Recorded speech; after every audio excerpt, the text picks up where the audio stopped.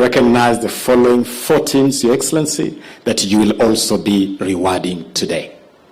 I want in a special way to recognize the team that represented Kenya at the Youth Commonwealth Games in Trinidad and Tobago.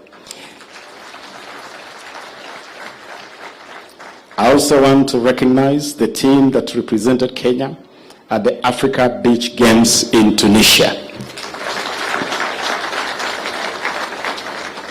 We also recognize in a very special way the great, irrepressible, amazing Malkia strikers.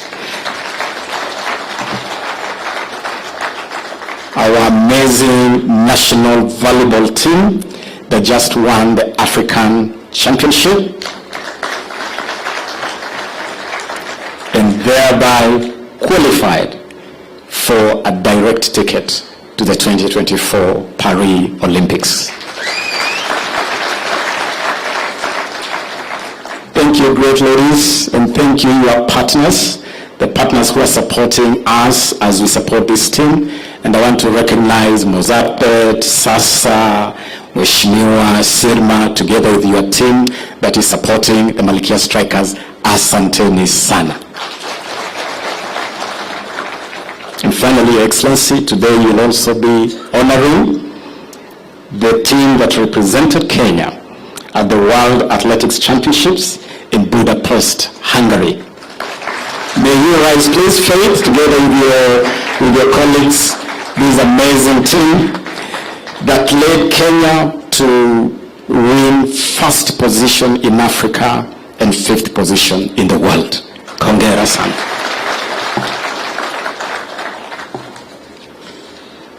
Your Excellency, in our midst, we also have one young man that we have invited here to represent the incredible program which you launched at State House, the Talanta Hella initiative.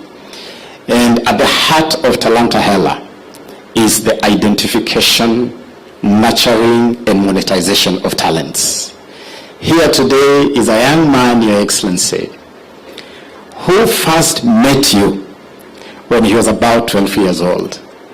Today, he is the most valuable football player from our Kenya secondary school ball games and has just won a scholarship to study and progress his football in Spain.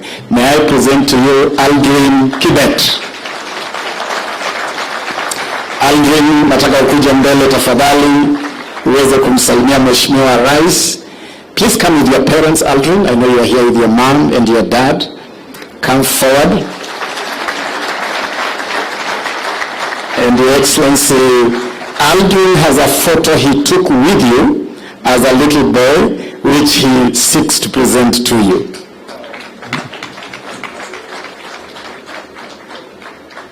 Those are Aldrin's parents. And that is you and Aldrin at the age of 12.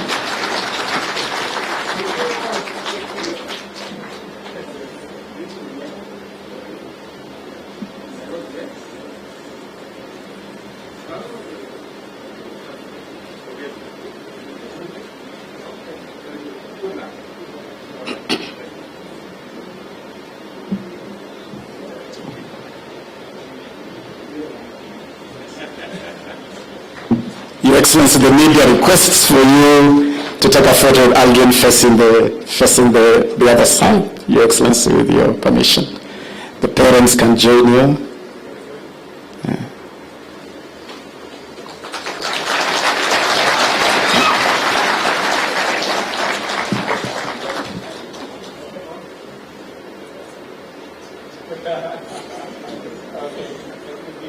Thank you, Aldrin. Pongezi sana. Let's give it up to Aldrin.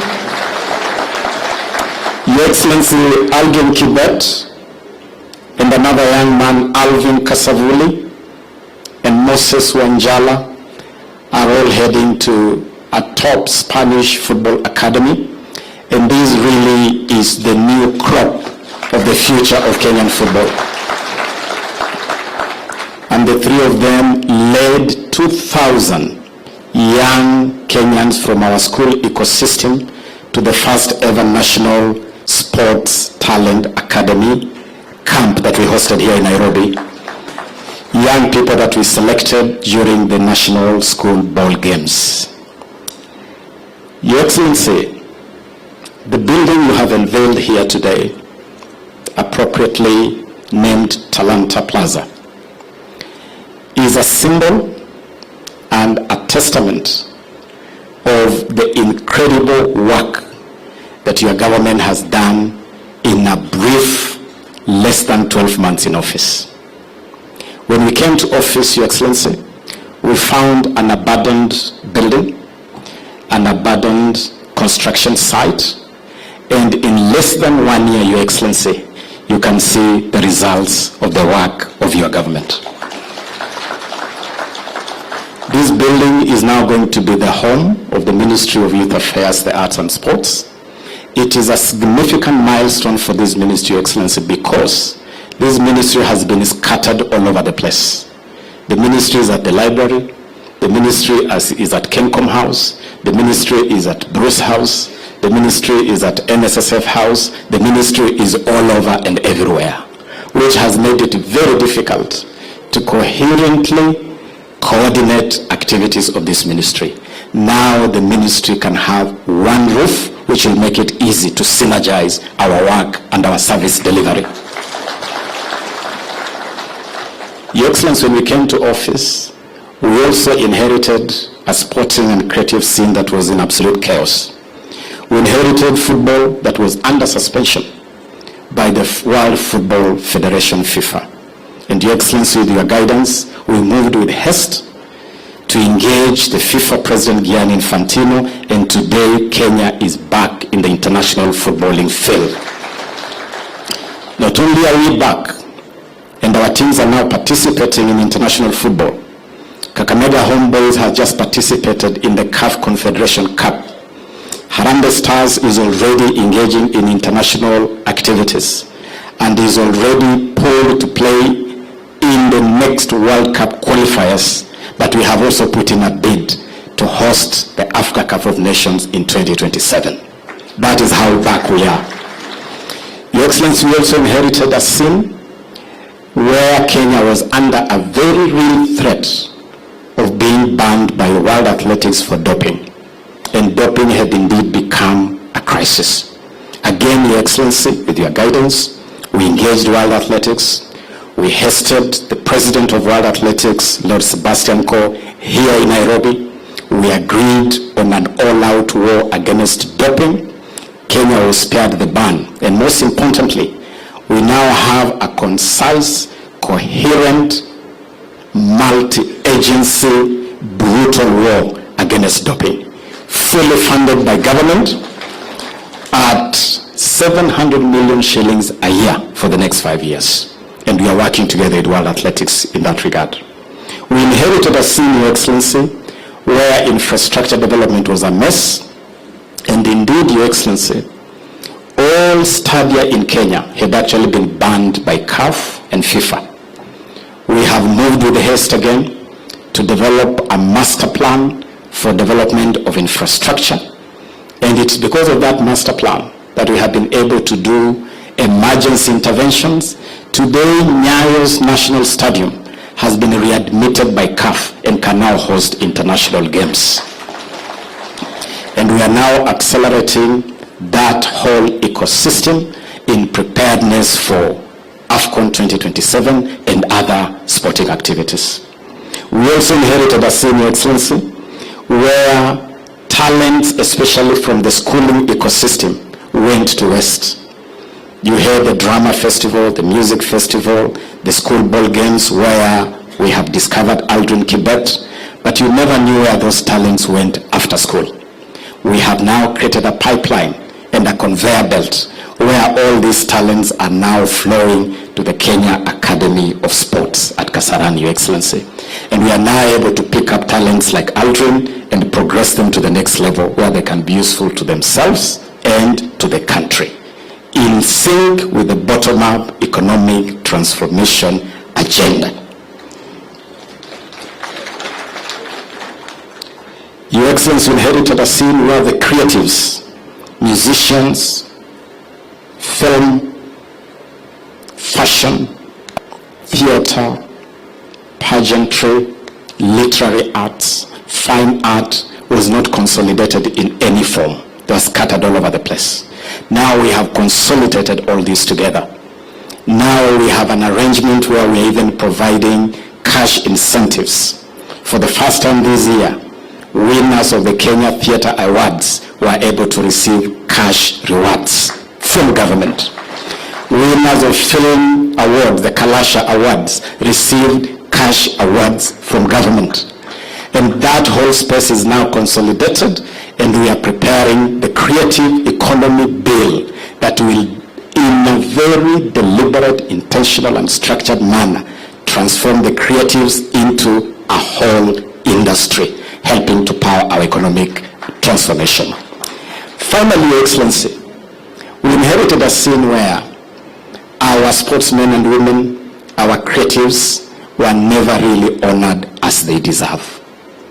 Your Excellency, until last month, we had athletes who had represented this country, won medals 10 years ago, and had never been rewarded. We moved with haste, Your Excellency, to do number one, revise the whole cash reward scheme. And now we have a whole new scheme, Your Excellency. It is under that scheme that you yourself received our incredible talent, Faith Kipyegon, at State House. And you are able to award her and reward her for breaking 2 world records in the space of 14 days. And the 5 million shillings for breaking the world record, and a house which Faith can confirm is a real house in her real name, and that she's in possession of the house, is part of the revised scheme, Your Excellency. But we also made sure, Your Excellency, that we cleared and settled all outstanding dues to our athletes going back over 10 years. We hosted the Hongera Awards, where we cleared all those dues, and also did something else that had never been done. We honored our legends, going back all the way to the 60s. And so when you see Ross Tatamuya and Tegla Lorupe there, and John Kamau there, and Catherine Dereba, when you see them beaming, we were able to honor them with mementos and cash awards, just to say hongera na shukran for your great service to this country. And so I can report to you, Your Excellency, without a shadow of doubt, no equivocation, no ambiguity, no circumlocution, that this team that you have given the responsibility to manage this space for you is delivering exactly in the manner you have instructed us to deliver. And we assure you, Your Excellency, that we'll continue to do this. We'll continue to put the athlete first. In this ecosystem, our mantra is that the sportsman, the sportswoman is queen, is king. The sportsman, the sportswoman is the goose that lays the golden egg. And that is where the emphasis of our attention is. We know that we will perform a lot better as we move forward, as we consolidate this space even more. And I am so happy to report today, you athletes, you great people, your fan number one, your supporter number one, who makes sure that we do all these things, is His Excellency William Samoei Arap Ruto. Your Excellency, I now want to invite you to address it, but before we do that, allow me to recognize another incredible feat, achievement that our country was honored with a couple of weeks ago, when the President of Athletics Kenya was also elected as Vice President of World Athletics.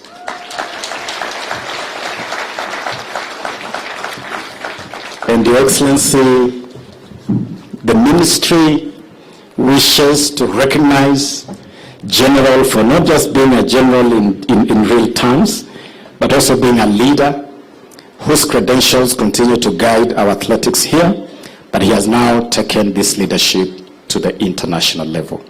General, allow me, with respect, to present to you these symbols of honor from the ministry to congratulate you formally for your election as Vice President of World Athletics.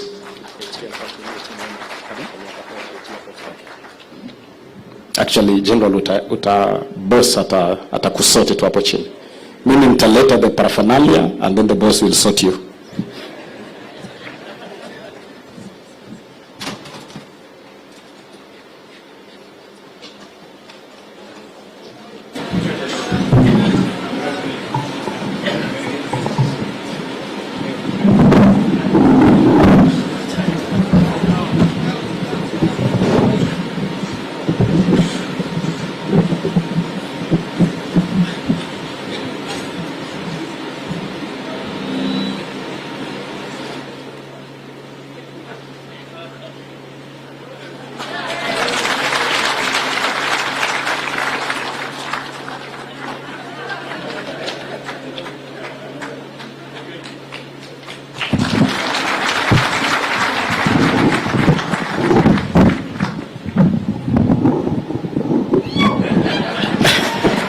Makofi to the General once again. And Your Excellency, as I invite you, allow me just to conclude by really celebrating the partners we work with. We work very closely with myriad foreign missions, embassies. And I want to thank the Ambassador of the People's Republic of China, a good friend of this ministry and of government. The other day he brought his minister, my counterpart. We signed an agreement between Kenya and China to develop film together. Asante sana Balozi. I also want to recognize our partners from France. We have another MOU with the French embassy, and again, we are progressing that MOU. We have another embassy with Cuba. We have an MOU with Trinidad and Tobago. We have a co-production agreement with the Republic of South Africa. All these are countries we are working with closely to develop this sector. And finally, our corporate partners, KCB, Sifa Motors, Toyota Kenya, all of you tunasema shukran na tutaendelea kufanya kazi pamoja. Ladies and gentlemen, it's now my honor and privilege to ask us to rise and welcome His Excellency the President to address us. Karibu sana Mheshimiwa Rais.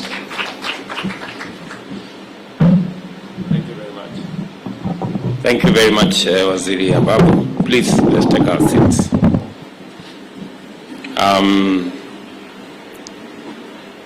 Let me also take this opportunity in a very special way to congratulate our President of the Athletics Kenya and now Vice President of World Athletics, General Tuwei.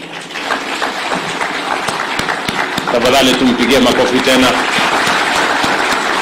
Congratulations. That's really quite something. Let me also take this opportunity again in a very special way to recognize the various teams that have participated in different places representing our country. Congratulations, the teams.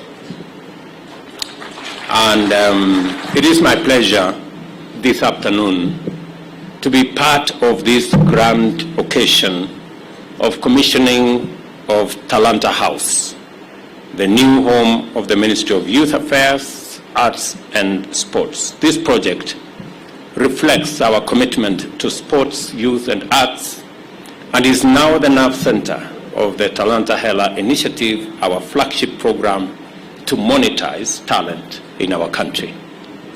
It is the new home of the advancement of sports, the growth of arts, and the empowerment of our young people across all talents.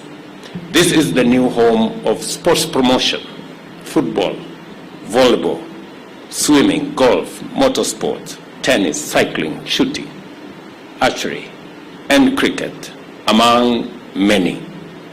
This building brings together all ministry staff under one roof. This will promote collaboration, build synergy, and facilitate a constant exchange of ideas and knowledge across the ministry. I now want to ask that we accelerate the process of moving all the departments from all over the place to this building. And with that, I hope we can build on the already successful work that the ministry is doing, and I hope it will reflect in due course in the achievements that we will have, not just as an administration, but as a nation. With all the staff in close proximity, we can harness their collective expertise, break down silos, and foster a culture of cross-disciplinary collaboration and bring much more understanding to the space that you are charged with. The Talanta Hella initiative is a true bottom-up program focused on empowerment, the creation of opportunities, and the transformation of sports, youth affairs, and arts into a viable vehicle for transforming our country and expanding opportunities for our young people.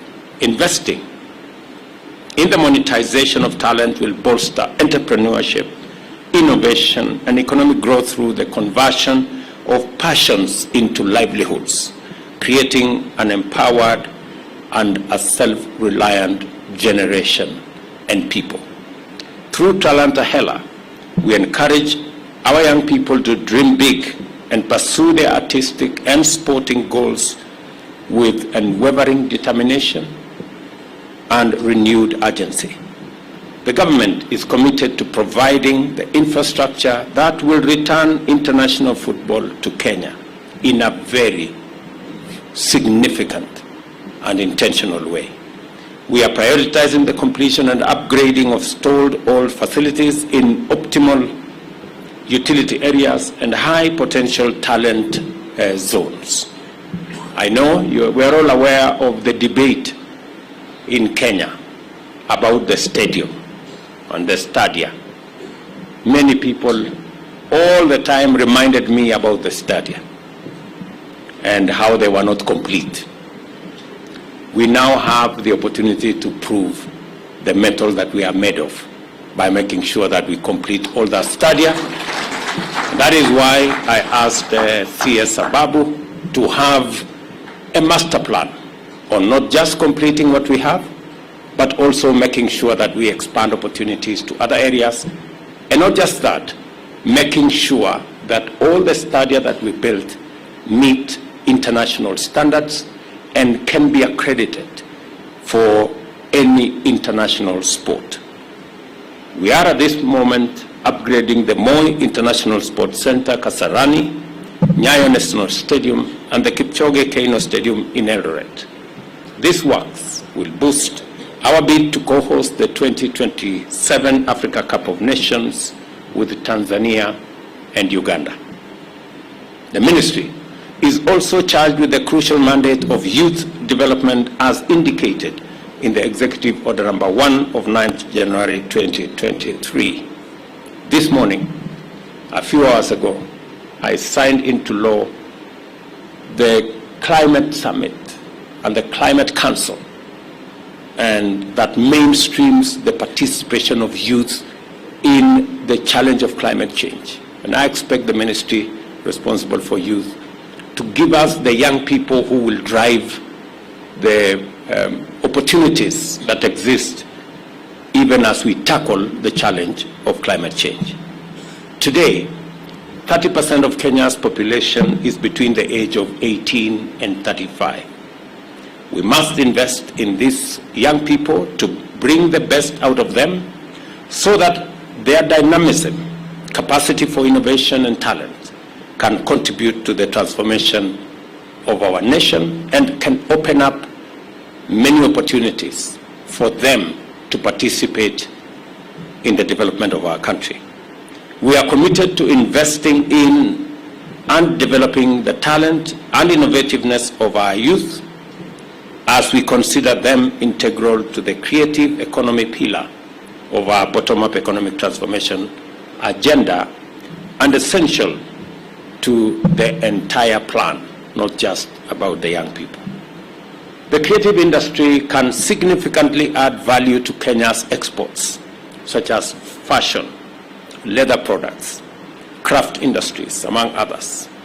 And just so that you know that we are looking into that space, if you interrogate the incentives and the interventions that we are provided in our Finance Act that now we are implementing, there is a whole space around leather and the leather industry and making sure that we use the resources that are available to us. Kenya being the country that has the third largest herd of livestock, that leather becomes part and parcel of our exports in finished product form. And our young people are invited to opportunities in that space, and I hope the ministry will work with the other departments of government to make sure that these opportunities are not lost. Further, we will mainstream the creative economy into Brand Kenya and our commercial diplomacy, including appointing accomplished Kenyan artists and creative sector personalities as cultural ambassadors. I am looking forward to working with all the stakeholders in this space, all the professionals in that sector, to identify the people who will drive the commercialization of the assets that we have, including creatives, including culture, and the whole of that ecosystem.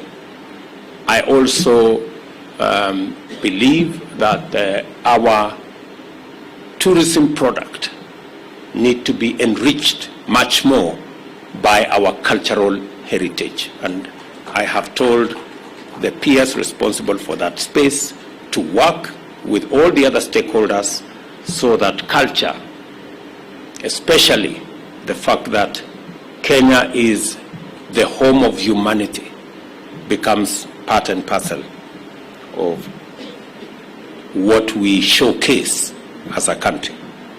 To promote the concept of innovation and startups, the Presidential Innovative Challenge is scheduled to kick off this month and will culminate in the Commonwealth Innovation Week, where we will award the best innovations and top startups as part of the Kenya at 60 celebrations later this year.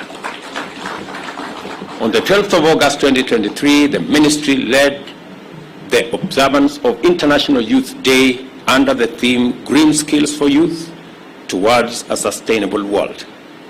I applaud the focus on sustainability and encourage the ministry to bring more young people into climate action and environmental protection. I have just come from a youth summit, and I was thrilled, encouraged, and I was actually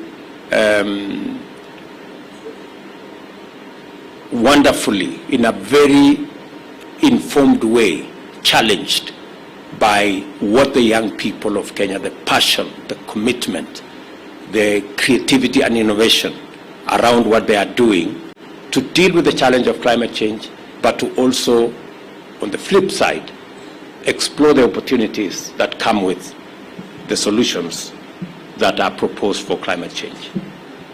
And let me encourage you as a youth ministry to continue to work with all the other stakeholders in all the other spaces so that we can leverage on every opportunity available to build our capacities that benefit the young people of Kenya. We have recruited, for example, a 4,000-strong Green Army on contract to support our national tree planting program and ecosystem restoration program. We intend to scale this up towards 50,000 as we roll out fully our tree planting exercise and ecosystem restoration initiatives.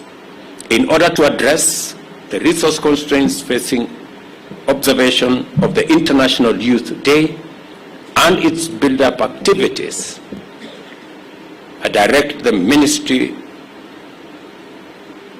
of Finance, other Treasury, to create a budgetary vote item that will be ring-fenced for the provision of funds for the National Youth Week build-up activities and the observance of the International Youth Day every year starting from financial year 24-25.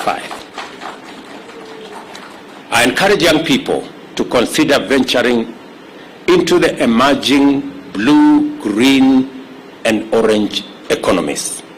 To enable them to take advantage of these sectors, I urge the various affirmative action funds, the Hustler Fund, Youth Enterprise Fund, Women Enterprise Fund, Uwezo Fund, and the National Government Affirmative Action Fund to develop tailor-made facilities targeting youth in blue, green, and orange economy spaces.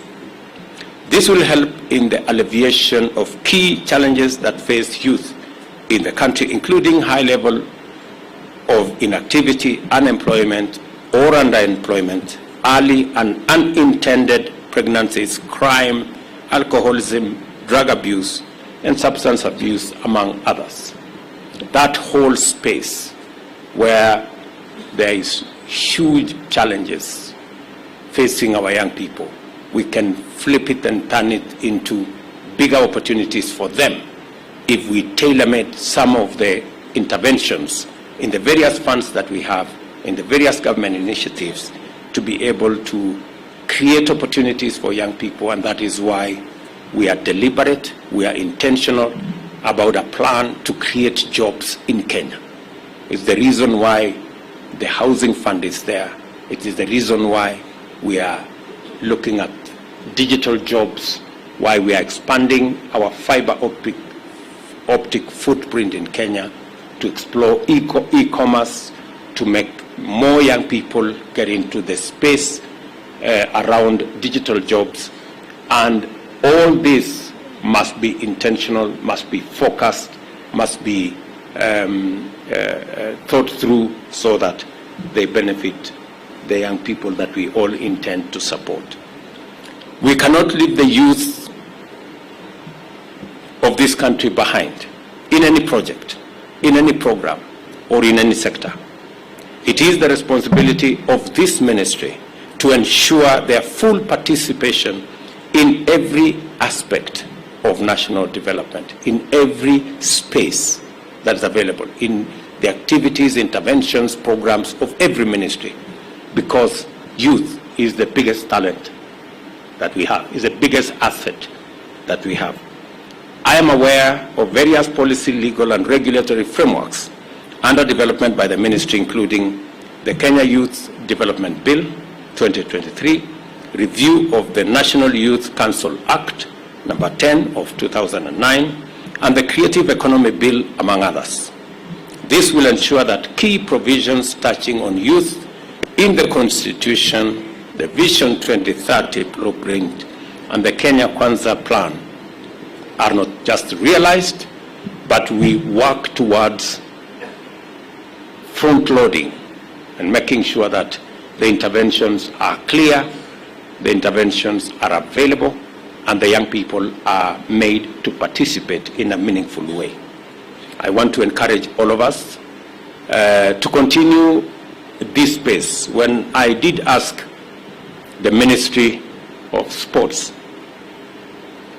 to change the framework, because as we are all aware, the youth, the arts and the sports and art fund had been made to cater for many other things, including provision of other services, provision of health, and many other spaces.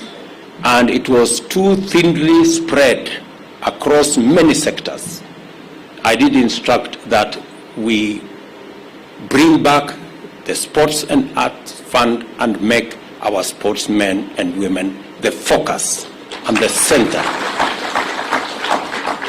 of the Sports and Arts Fund. I am very confident that with that focus, eliminating too much spread across different areas will make it possible for us to make real impact in scaling up the sector that has kept Kenya and the Kenyan flag flying high in many capitals in many parts of the globe. And again, it is very heartwarming to congratulate our Malaika team. Tuwapigie makofi jameni. Simameni tuwapigie makofi hawa waungwana. Congratulations our Malaika team for your exceptional participation and achievement. You have our support 100% as you represent us and our region and our continent in the Olympics. Once upon a time, I was a volleyballer. So I really take a lot of pride that volleyball is getting to the Olympics and to the world stage. Pongezi. Congratulations. Let me also congratulate the Golden Ladies, Mary Mora here and Faith Kipyegon. Wapige makofi yao warembo jameni. Congratulations Mary. Congratulations times 2, Faith. You ladies are a great asset for our country. You are the reason why Kenya is the best in Africa. And you are the reason why Kenya is number 5, together with your team. And all the others, our medalists from Budapest, can they stand up? Wasimame jameni. Tuwapige makofi. Congratulations, good people. You have done us very proud. And you have our goodwill and support. Congratulations again, and we will stand by you going into the future. Asanteni sana. Every time when our national anthem was played, we felt that we were global leaders in every aspect. And it wasn't me, it wasn't Ababu or any one of us who made that happen. It is you. So you guys are great, and you have our goodwill and support. Pongezi, pongezi, pongezi, pongezi sana. And it is the reason why we must keep our focus on our sportsmen and women. They are the reason why Kenya is flying high, and they are the reason why this ministry exists, to deal with our young people and to deal with our sportsmen and women, the arts, and all the other disciplines that make us the nation that we are. So, asanteni sana. It is now my pleasure to declare Talanta Plaza officially commissioned as the headquarters of the Ministry of Youth Affairs, the Arts, and Sports. Thank you very much, and God bless you. Itaomba tuketi sote na nimuombe Mheshimiwa Rais kwa heshima aweze kutulia kwenye jukwaa. May we take our seats kindly. Captains, we come forward now with our teams. Captains, with our teams. Niombe sasa ni pole.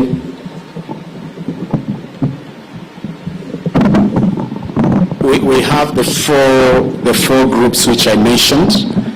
We are going to do it. Malkia Strikers, just hold a moment. Malkia Strikers wangoje kidogo.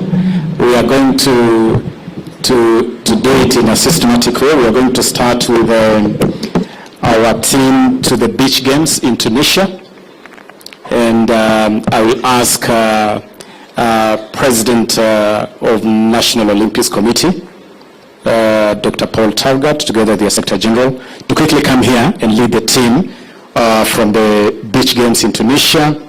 And we are rewarding our beach handball team that won a silver medal with 1.5 million Kenyan shillings.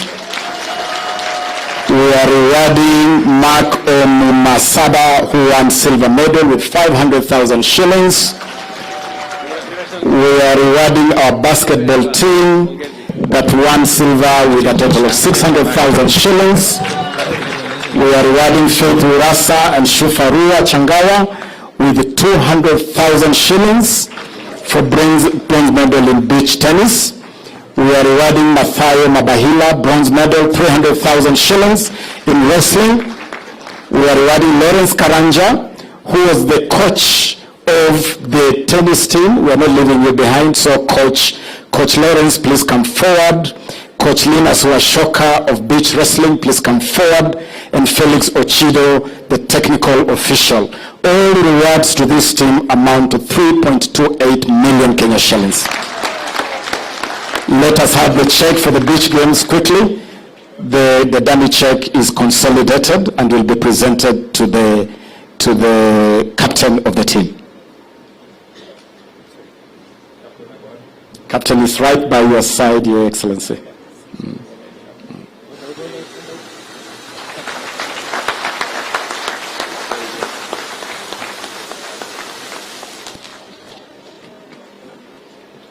Very good.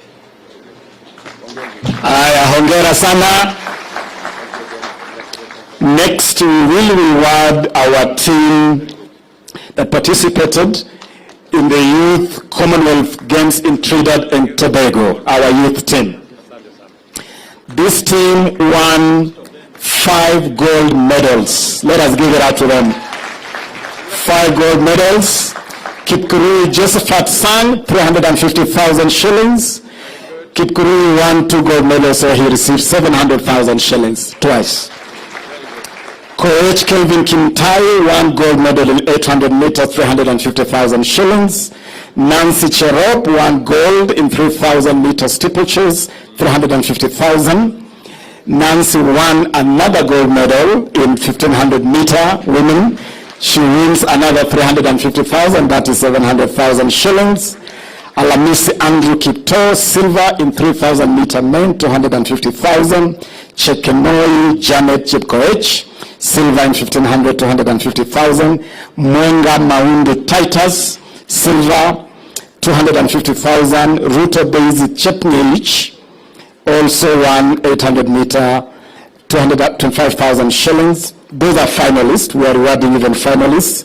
Ruto Daisy, Eliud Wambua, and Michael Omondi. Please come forward, all of you that I have mentioned. Together, come here. You will receive a check for 3 million Kenya shillings consolidated for this team. And the Excellency, this is a youth team, and we believe that really the future belongs in this youth team.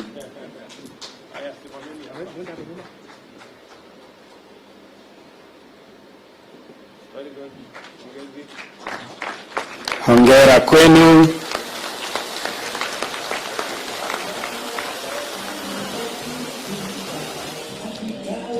May I now ask our team, our Malkia Strikers, the team that has just won the Africa Volleyball Women Championships, and I want to ask the 14 players who won gold, receiving 2.8 million Kenya shillings to the 14-member team and 1.5 million shillings to the team officials. May I ask you, Sasa, together with Mheshimiwa Musa Sirma, to join the Malkia Strikers as they receive their check for 4,450,000 shillings to recognize their sterling performance. Musa, please come up.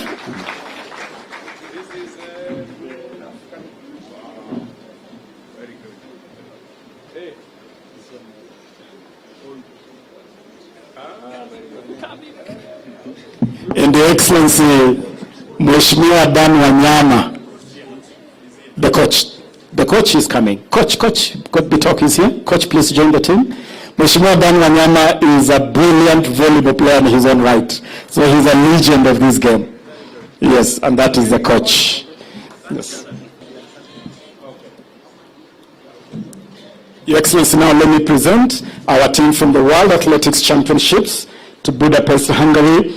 This team won us 3 gold medals, 3 silver medals, and 4 bronze medals, and we reward them with a total of 21,600,000 shillings. We have Faith Kipyegon, who won 2 gold medals, receives 4 million Kenya shillings. Mary Morale receives 2 million Kenya shillings. Emmanuel Wanyoni, Beatrice Chepkoech, Daniel Simio. For silver medals, they win 1.5 million Kenya shillings each. Faith Cherotich, Beatrice Chebet, Jacob Crop, Abraham Kibiwot receive 1 million Kenya shillings each for their bronze medals. All the finalists receive 50,000 Kenya shillings each. All team officials, head of delegation, you should also join this team for a photograph with His Excellency the President. Please join here because you also have your cash reward. All totaling 21,600,000 Kenya shillings. And Your Excellency, let me, in a very special way, congratulate our two incredible girls, Faith Kipyegon and the Kisii Express, Mary Mora. And Your Excellency, in a very special way also, recognize the young Faith Cherotich, the youngest member of this team. Faith, where are you? Faith Cherotich. Faith is not here. Okay.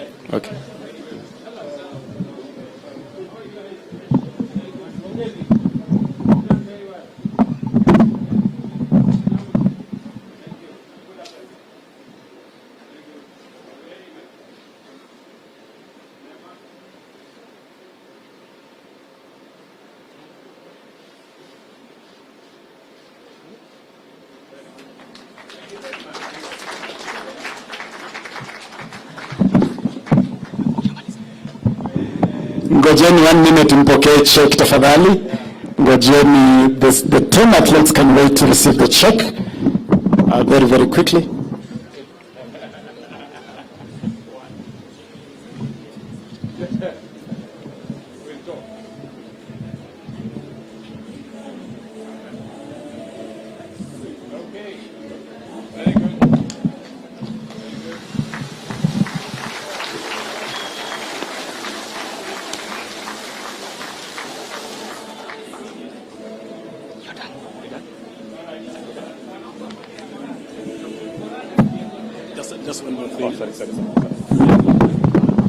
Mary Mora, Faith, you can take a special photo with His Excellency the President. These are our golden girls. Chairman, you can just step down so that our golden girls can have their moment with His Excellency the President. Let us give a round of applause to these amazing ladies.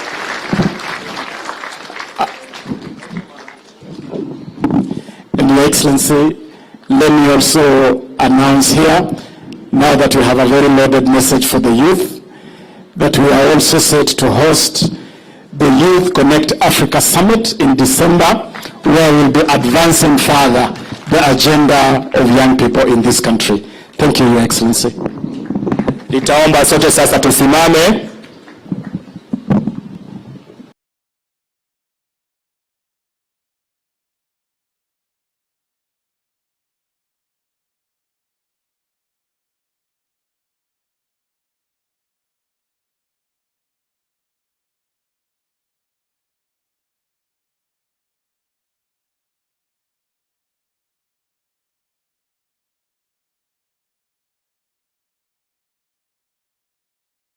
Musicians, film, fashion, theater, pageantry, literary arts, fine art was not consolidated in any form. They're scattered all over the place.